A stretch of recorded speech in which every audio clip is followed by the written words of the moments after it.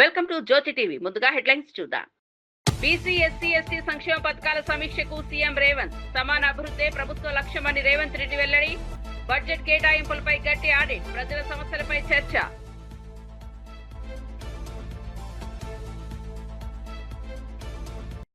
కాంగ్రెస్ చేతిలో ఎంఐఎం పతంగి ఎగిరిపోతున్నదని రామచంద్ర ఆరోపణ. జూబ్లీహిల్స్ లో కలిసికట్టుగా నకిలీ ఓట్లతో ప్రజాస్వామ్యానికి ముప్పు. ప్రజలు ఈ నిజాన్ని గమనించాలన్న బీజేపీ నేత పిలుపు.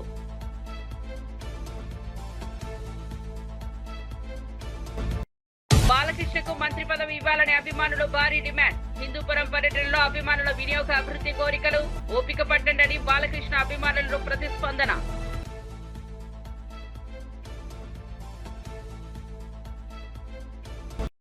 తాలిపేరు ప్రాజెక్టులో వరద ఉధృతి కారణంగా 11 గేట్లు ఓపెన్. 21,076 క్యూసెక్కుల నీరు రిలీజ్ చేసిన పునఃరావక ఉద్దేశం. పక్కవల్లపల్లెల్లో ఎమర్జెన్సీ నిఘా. ప్రజలకు అప్రమత్తత. ఇక వార్త వివరాల్లోకి వెళ్తే CM Revanth Reddy command control centre లో బీసీ ఎస్సీ ఎస్టీ మైనారిటీ సంక్షేమ శాఖలపై సమీక్షా సమావేశం నిర్వహించారు. ఈ సమావేశంలో బీసీ సంక్షేమ శాఖ మంత్రి Ponnam Prabhakar, SC ST minority శాఖ మంత్రి అల్లూరి లక్ష్మణ్ కుమార్, సీఎం సలహాదారు వేం నరేందర్ రెడ్డి, ప్రభుత్వ సలహాదారు మహమ్మద్ అలీ షబ్బీర్ తో పాటు ఉన్నతాధికారులు పాల్గొన్నారు. సంక్షేమ పథకాల అమలు, ప్రజల సమస్యలు, బడ్జెట్ కేటాయింపులపై సమగ్ర చర్చ జరిగింది. రేవంత్ రెడ్డి సమాన అభివృద్ధికి కట్టుబడి ఉన్నామని పేర్కొన్నారు. ప్రతి వర్గానికి సమాన అవకాశాలు కల్పించడమే ప్రభుత్వ లక్ష్యమని స్పష్టం చేశారు.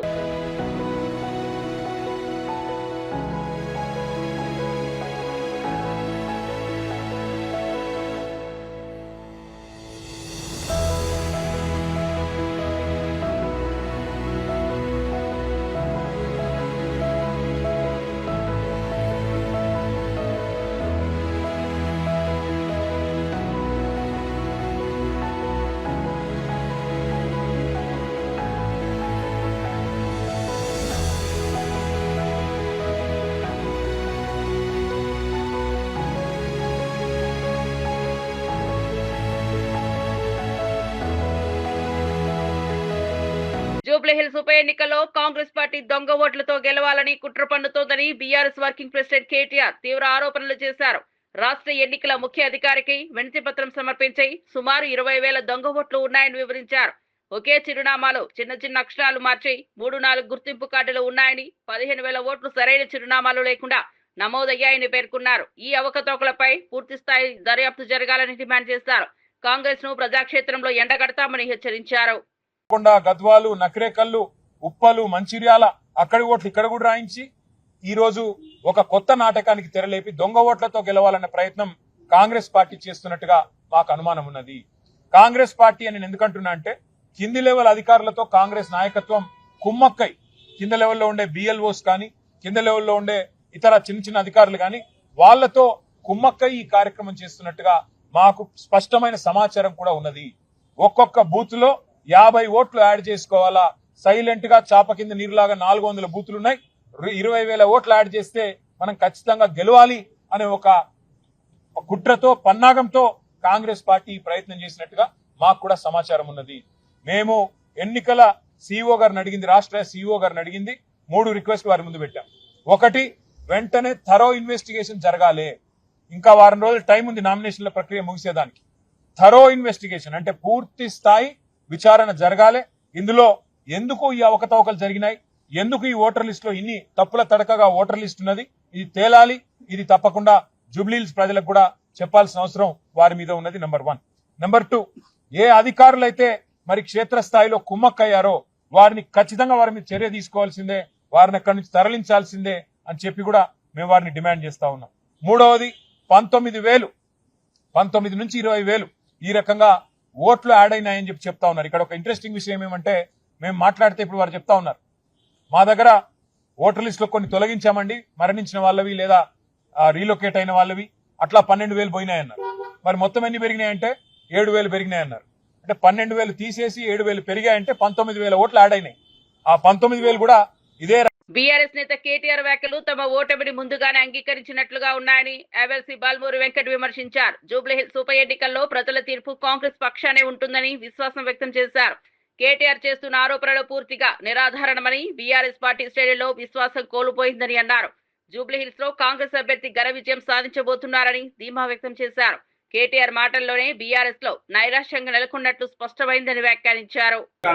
ఏదైతే ఓడిపోయిన తర్వాత ఈ యొక్క నెపం దేనిపైన ఎత్తేసేయాలి, ఎవరిపైన నెట్టేసేయాలని ఒక ఉద్దేశంతో చాతగాక ఈ రోజు ఓట్ చోరీ, ఓటర్ లిస్ట్ అక్రమాలు జరిగినాయి, ఓటర్ లిస్ట్ లో అడిషన్స్ జరిగినాయి అని చెప్పి అడ్డగోలుగా నోటికి వచ్చినట్టు మాట్లాడుతుండ్రు.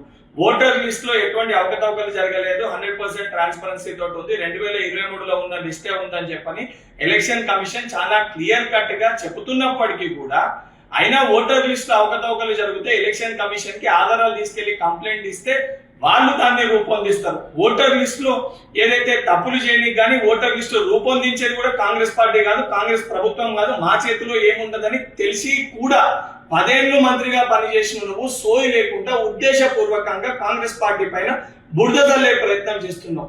అండ్ ఉప ఎన్నికల్లో ఈ రోజు మా మంత్రులు పనిచేస్తే ఎందుకు ఇంతకంత పనిచేస్తున్నారు అని చెప్పి మేము మాట్లాడుతున్నాం.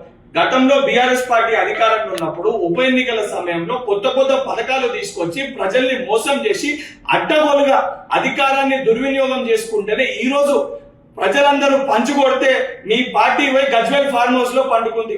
ఇప్పుడు కూడా సిగ్గుశరం లేకుండా నోటికి వచ్చినట్టు ఏది పడుతుంది మాట్లాడుతున్నావు. కల్వకుంట్ల తారక రామారావు 100% జూబ్లీహిల్స్ ఎన్నికల్లో కాంగ్రెస్ పార్టీ అభ్యర్థి భారీ విజయంతో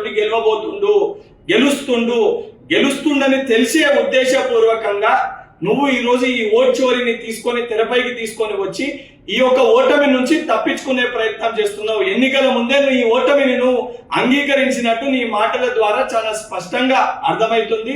కేటీఆర్ నువ్వు ఎన్ని దొంగ మాటలు చెప్పినా, ఎన్ని డ్రామాలు ఆడినా ప్రజలు నిన్ను చెప్పులతోటి కొట్టే రోజులు త్వరలోనే. కల్తీ మద్యం కేసులో సిబిఐ విచారణ జరపాలని వైఎస్ఆర్ కాంగ్రెస్ పార్టీ తరఫున డిమాండ్ చేస్తున్నామని మాజీ మంత్రి జోగి రమేష్ తెలిపారు. కానీ సీఎం చంద్రబాబు నాయుడు మాత్రం సిట్ విచారణ ఆదేశించారని విమర్శించారు.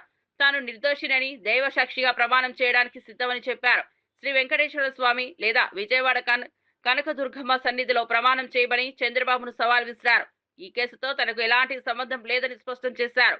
నారావారి సారా రాష్ట్రాన్ని ముంచేస్తోందని ప్రజల దృష్టిని మళ్లించేందుకే చంద్రబాబు తన పేరును తెరపైకి తెచ్చారని ఆరోపించారు. రాష్ట్ర ప్రజలకు చెప్తా ఉన్నాను, ఈ కేసులో గన నేను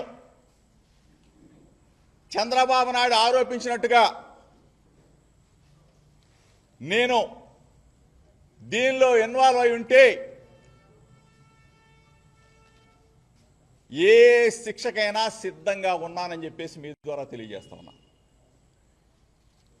నా వర్గాల ప్రజల సాక్షిగా, నా రక్త సంబంధికులన్న నా కులం సాక్షిగా, నా వంగవీటి మోహన రంగా గారి సాక్షిగా, కోట్లాది మంది ప్రజలు అభిమానించే వైఎస్ఆర్ కాంగ్రెస్ పార్టీ అధినేత జగనన్న సాక్షిగా చంద్రబాబు నాయుడిని మీడియా మిత్రులతో ఒక్కటే అడుగుతా ఉన్నా. నీకు పిల్లలు ఉన్నారు, నీకు ఒక పిల్లోడు లోకేష్ను కూడా అడుగుతా ఉన్నా. నీకు ఒక పిల్లోడు ఉన్నాడు. చంద్రబాబు నాయుడు గారి అంటే చంద్రబాబు నాయుడు గారి భార్యను అడుగుతా ఉన్నా, లోకేష్ భార్యను కూడా అడుగుతా ఉన్నా.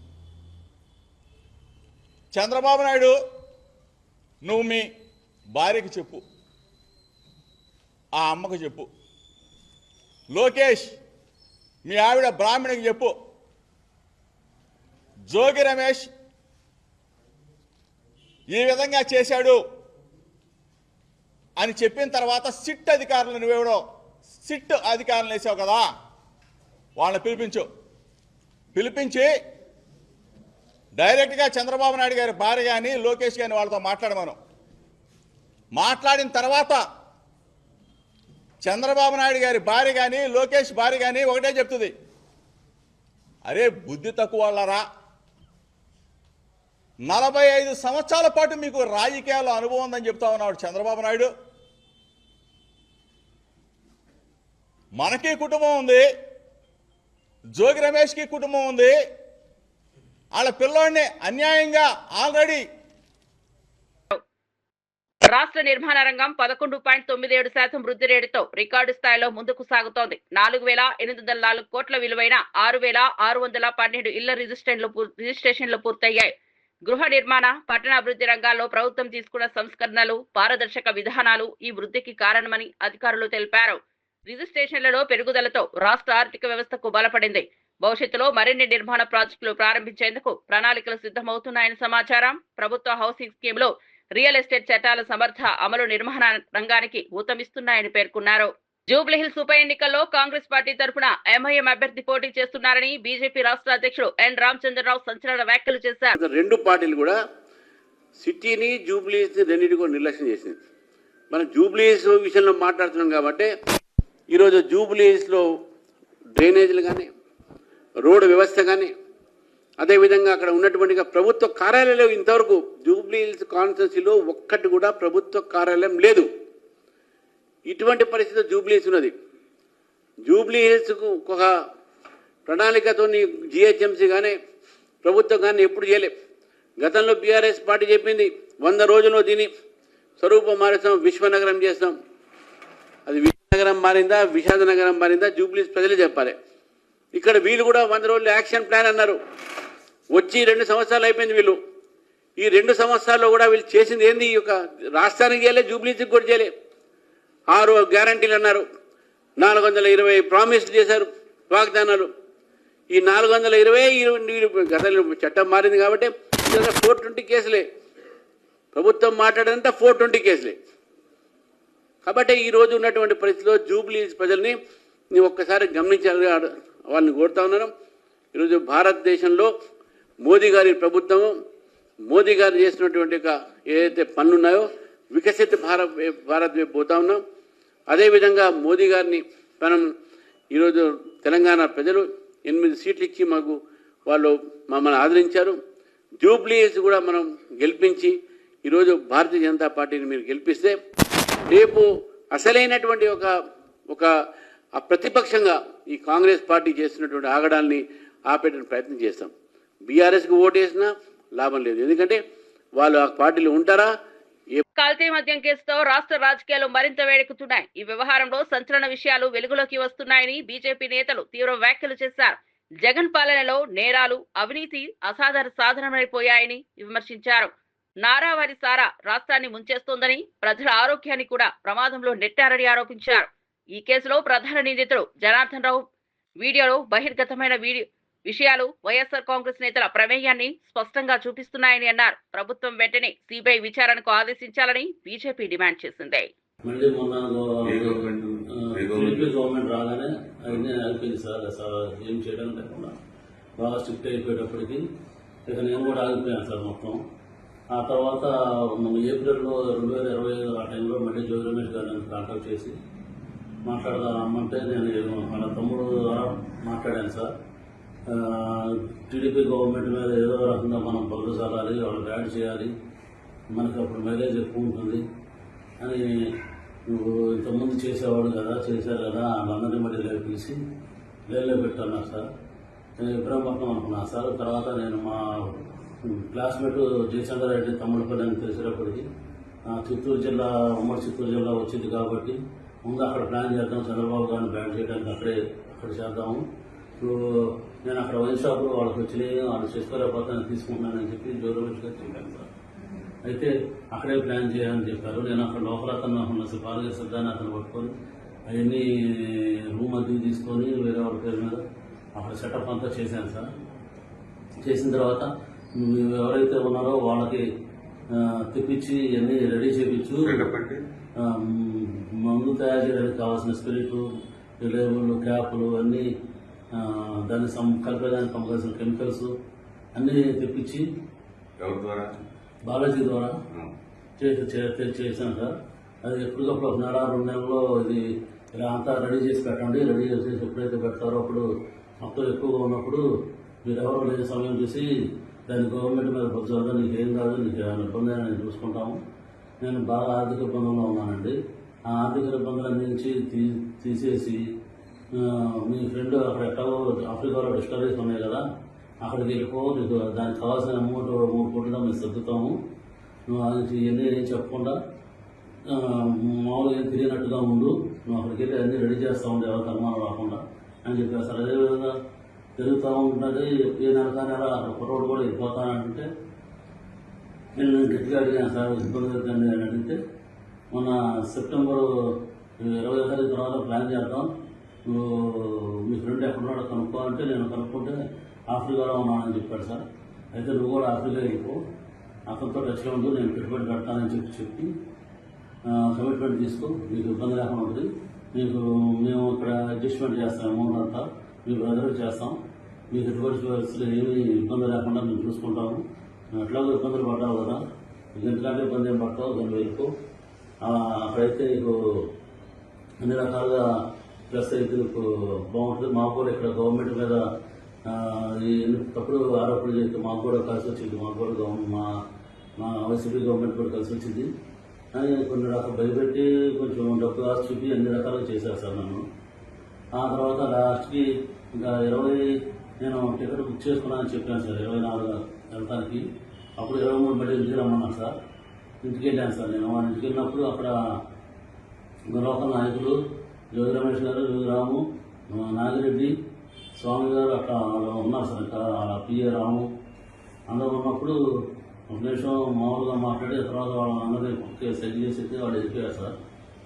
వాళ్ళు వెళ్ళిపోయిన తర్వాత ఇవన్నీ డిపార్ట్మెంట్ ద్వారా మన సురేష్ ద్వారా ఏలూరు జిల్లా అదే కొల్లేరు ఏరియాలో ఉంటాడు సార్. నాకు నారాయణపురం బాగా ఉన్నప్పుడు అక్కడ ఫైనాన్షియల్ వచ్చాను సార్. అతని ద్వారా ఈ డిపార్ట్మెంట్కి అక్కడికి ఇన్ఫర్మేషన్ పాస్ చేసి అది రైడ్ చేయించారు సార్. మున్సిపల్ జైలులో రైడ్ చేయించి అది సిరికంతా పట్టించి గవర్నమెంట్ మీద వ్యవస్థగా మాట్లాడి గవర్నమెంట్ ఇలా తప్పులు చేస్తుంది అని చెప్పి బాగా చేసి చాలా యాంటీ చేసుకొద్దాం ట్రై చేశారు. కానీ చంద్రబాబు గారు పార్టీ నాయకులను సస్పెండ్ చేసేటప్పటికి అంత ఎక్కువ హైలైట్ అవ్వలేదు జనార్దన్ అని చెప్పి మళ్ళీ నాకు కాల్ చేసి మీరా. హిందూపురం ఎమ్మెల్యే నందమూరి బాలకృష్ణ పర్యటన సందర్భంగా అభిమానులు మంత్రి పదవి ఇవ్వాలని డిమాండ్ చేశారు. కిరికెర పంచాయతీలో పలు అభివృద్ధి కార్యక్రమాల్లో పాల్గొన్న బాలకృష్ణను అభిమానులు నినాదాలతో స్వాగతించారు. ఆయన కాన్వాయ్ ముందు ప్రకటనలు ప్రదర్శిస్తూ తమ అభిప్రాయాన్ని తెలియజేశారు. దీనిపై స్పందించిన బాలకృష్ణ అవసరమైనప్పుడు మంత్రి వస్తుంది, ఓపిక పట్టండి అంటూ అభిమానులను సముదాయించారు. ప్రజాసేవే తన ప్రధాన లక్ష్యమని, హిందూపుర అభివృద్ధికి కట్టుబడి ఉన్నారని తెలిపారు. అభిమానుల ప్రేమ, మద్దతు తనకు బలాన్నిస్తోందని అన్నారు.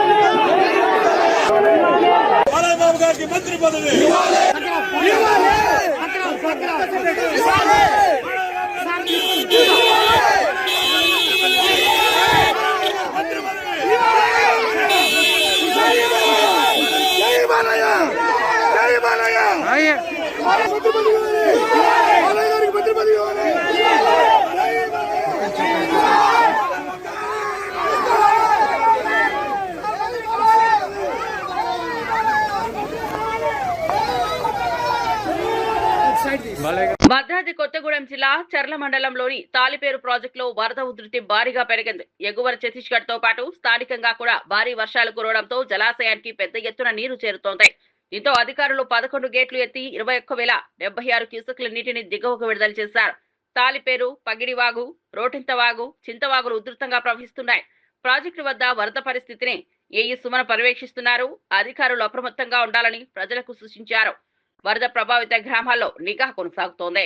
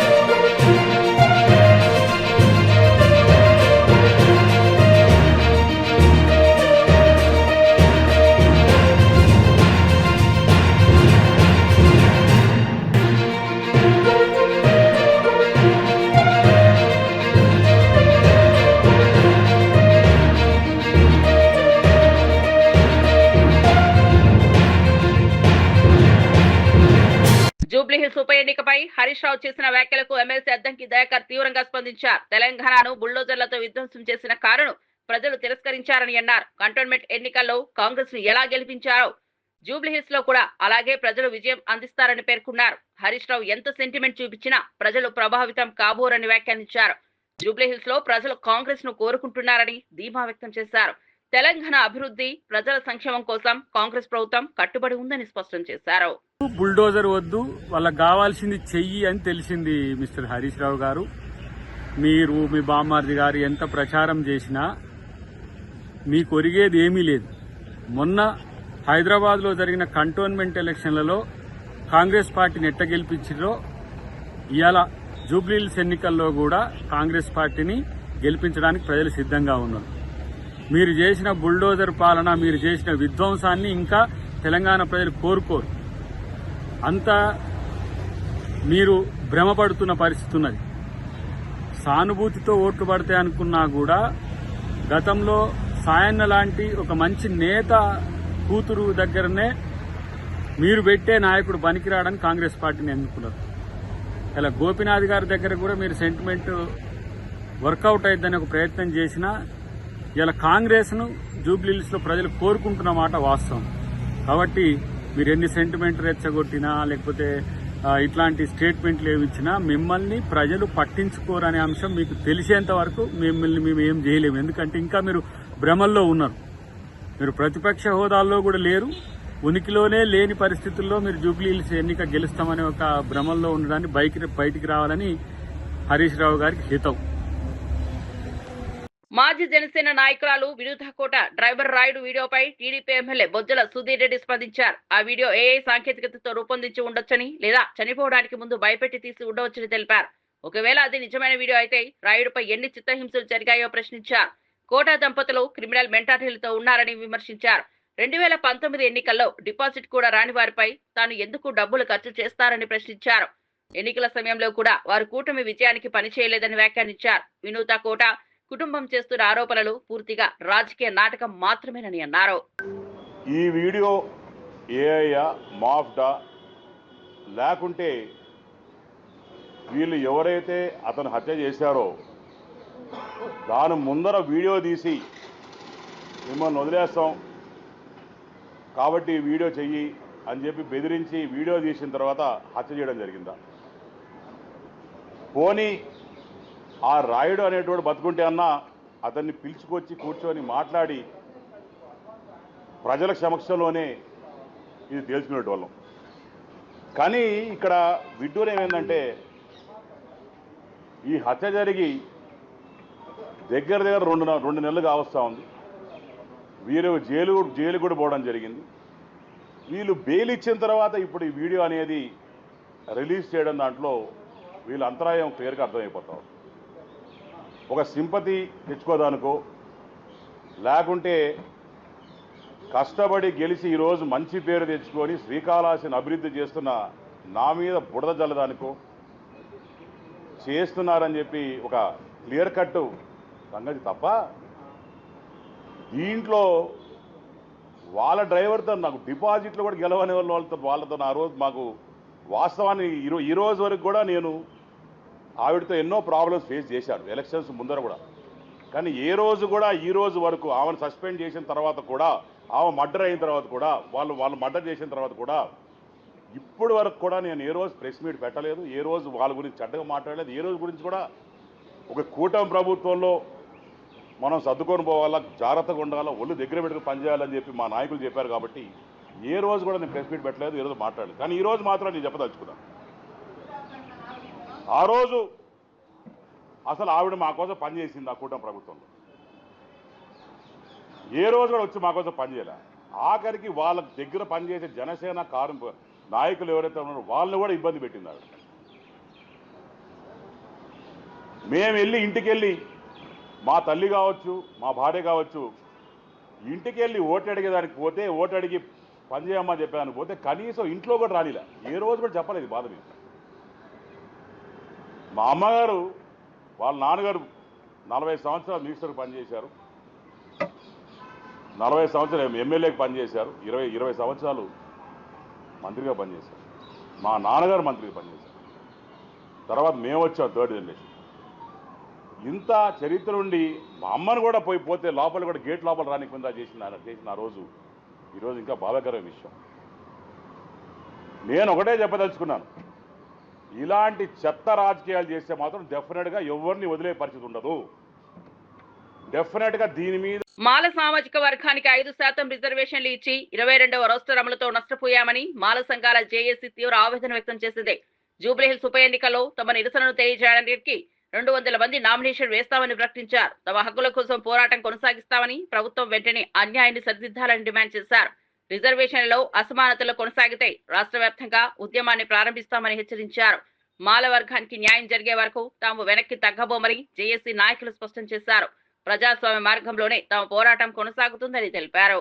22వ రోస్టర్ ఇవ్వడం వల్ల మేము అన్ని కులాల కన్నా అభివృద్ధి చెందినటువంటి వాళ్ళుగా చేసిన రేవంత్ రెడ్డి ప్రభుత్వానికి వ్యతిరేకంగా ఈరోజు జూబ్లీహిల్స్ ఎలక్షన్ జరగబోతా ఉన్నాయి. ఈ జూబ్లీహిల్స్ ఎలక్షన్లో తెలంగాణ రాష్ట్ర మాల సంఘాల జేఏసీ